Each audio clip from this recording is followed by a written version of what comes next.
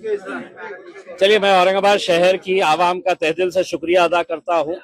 अल्लाह रब्बुल इज़्ज़त का शुक्रिया अदा करता हूँ कि हमारी सबकी दुआओं को कबूल किए।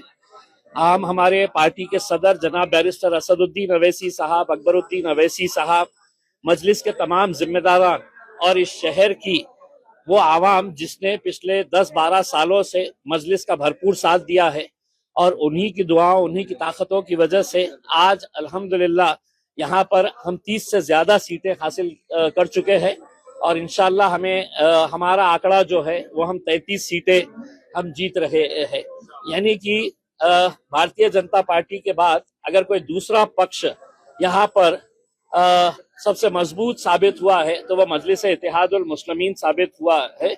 और हमें खुशी है, हम आवाम का तहे दिल से सर झुकाकर उनका शुक्रिया अदा करते हैं कि वो लोगों ने एक मरतबा फिर मजलिस के ऊपर भरोसा जताया, और ऐसे ऐसे आम लोगों को जो हमने टिकट दिया वो लोग आज मजलिस के टिकट के ऊपर चुन के आए हैं। हम उन्हें भी मुबारकबाद देते हैं और उम्मीद करते हैं कि औरंगाबाद शहर के विकास के लिए हम कटिबद्ध रहेंगे। हम पूरी कोशिश करेंगे शहर के अंदर अच्छा विकास हो, और भारतीय जनता पार्टी जो सिंगल लार्जेस्ट पार्टी बन के आई है वो शहर के लिए अगर कुछ अच्छे फैसले लेती है तो हम उनका साथ देंगे, और अगर नहीं लेती है तो हम एक विरोधी पक्ष का जो रोल होना चाहिए वो बखूबी अच्छी तरीके से निभाएंगे।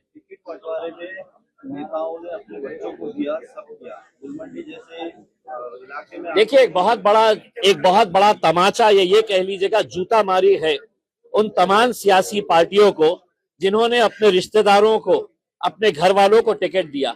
अगर संजय सिरसाट अपने बेटे और बेटी के लिए करोड़ों रुपया खर्च नहीं करता तो शायद उनका बेटा और बेटी भी घर पर बैठते। लेकिन तमाम राजनीतिक पार्टियों के नेताओं ने अपने बेटे को, अपने भाई को, अपने बाप को, अपने बीवी को, अपने बेटी को, हर एक को टिकट दिया।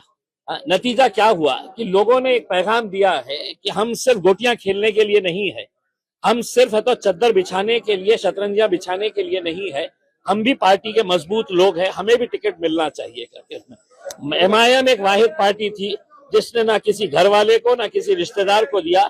हमने आम लोगों में से लोगों को उठाकर, और जो पार्टी के बारे में हमारे ऊपर इल्जाम लगाते हैं कि एमआईएम जातिवादी पार्टी है, आज कितनी सारी हिंदू महिलाओं को हमने चुना कर लाया है, एसटी समाज की महिलाओं को हमने चुना कर लाया है, दलित समाज के हमारे कितने सारे भाइयों और बहनों को हम लोगों ने चुना कर लेके आया है। तो ये एक औरंगाबाद शहर की जीत है, हम ये समझते हैं। आपको लगता है कि देखिए, गुलमंडी जैसे इलाके से मजलिस की 2 सीटें जीत कर आ रही है, ये बहुत बड़ी हमारे लिए कामयाबी है। हम एक इलाके के तौर के ऊपर नहीं देख रहे हैं, हम ये शहर के अंदर अपना जाल कैसे फैलाए हैं, लोग क्यों हमारा साथ दे रहे हैं, क्योंकि लोगों को अब यकीन आया है कि हमको ये सेना पे भरोसा नहीं है, हमको ये पार्टी के ऊपर नहीं है। कांग्रेस एनसीपी तो बिल्कुल खत्म कर दिए है उसमें अंदर। तो मजलिस के साथ अपने काम की बुनियाद के ऊपर और लोगों के यकीन के ऊपर हम खड़े उतरते हैं, इस वजह से साथ दिए। इसी तरह मालेगांव में भी सिंगल लार्जेस्ट पार्टी स्थापित हुई है एमआईएम। देखिए, आप पूरे महाराष्ट्र के अंदर देखिए कि गोवंडी के अंदर हम लोगों ने 4 सीटें जीते हैं, मुमरा के अंदर हम 5 सीटें जीते हैं, धुलिया में अभी तक हमारे 8 सीटें जीत चुके हैं, अमरावती में 9 सीटें जीते हैं, परभनी में 1 सीट जीते हैं, जालना में 2 सीटें जीते हैं, अकोला में 3 सीटें जीते हैं। तो मैंने ओवैसी साहब को कहा था कि ओवैसी साहब, इंशाल्लाह जहां जहां पर भी हम इलेक्शन लड़ रहे हैं, इंशाल्लाह वहां पर मजलिस की नुमाइंदगी आपको देखने को मिलेगी। कहीं ज्यादा है, कहीं कम है, लेकिन है। चला आता मराठीत आम्हाला सांगा। स्ट्राइक रेट आपला सबसे अच्छा है। कुछ नहीं होता, रखना। ये नहीं हटा दो।